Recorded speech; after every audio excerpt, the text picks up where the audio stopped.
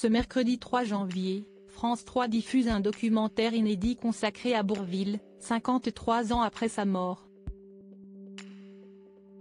L'occasion d'en apprendre plus sur ses deux fils, Dominique et Philippe, qui témoignent tous deux dans le long métrage. Le 23 septembre 1970, Bourvil s'éteignait à l'âge de 53 ans. La légende du cinéma français et grand acolyte de Louis de Funès avait succombé à un cancer du sang, une maladie qu'il avait cachée à ses proches et ses collaborateurs. Ainsi, alors que ses jours étaient comptés, il avait continué à jouer dans plusieurs productions à gros budget durant les dernières années de sa vie, comme Les Talons de Jean-Pierre Mocky ou encore Le Mur de l'Atlantique, réalisé par Marcel Camus. Lors du tournage de celui-ci, qui fut son tout dernier long métrage, son état de santé s'était considérablement dégradé.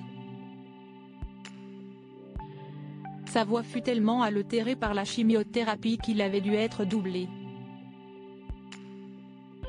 Cela n'avait néanmoins pas empêché l'immense succès du film à sa sortie, quelques semaines après le décès de l'acteur. Depuis, Bourvil fait régulièrement l'objet d'hommages, que ce soit par le biais d'expositions, de livres ou tout simplement à la télévision.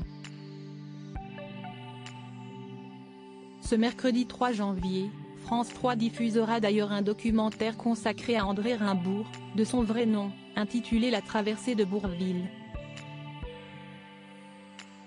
Un portrait tout en archives qui propose de se pencher sur ses plus belles chansons ainsi que sur les moments forts de sa filmographie. Plusieurs de ses proches ont également accepté d'y témoigner, dont ses deux fils, Dominique et Philippe Rimbourg, respectivement nés en 1950 et 1953. Mais que sont-ils devenus? Qui sont les fils de Bourvil?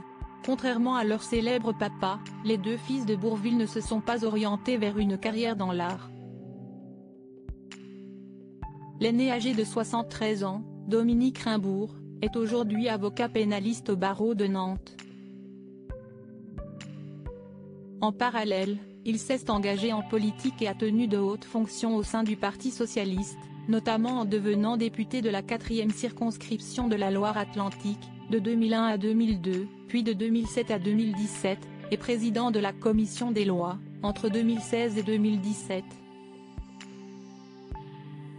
En 2017, il a même été mandaté par le Premier ministre Édouard Philippe pour réfléchir à la nouvelle carte judiciaire dans le cadre de la réforme de la justice. Pour ce qui est de Philippe, le plus jeune, aujourd'hui âgé de 70 ans, il s'est orienté vers l'économie. Diplômé de HEC, titulaire du DEC, d'une licence de philosophie, d'un doctorat d'État en économie et d'un autre en sciences de gestion, il est sorti major du concours d'agrégation des universités. Il a longtemps été professeur de finance à l'université Paris-1 Panthéon-Sorbonne, où il a dirigé le master ingénierie financière, qu'il a lui-même créé en 1993, et le magistère de finance. De 1996 à 2001, il a également dirigé l'Institut de haute finance, IHFI, et publié plusieurs ouvrages de référence dans ce domaine. Deux hommes qui ont réussi à faire carrière sans avoir à évoluer dans l'ombre de leur père.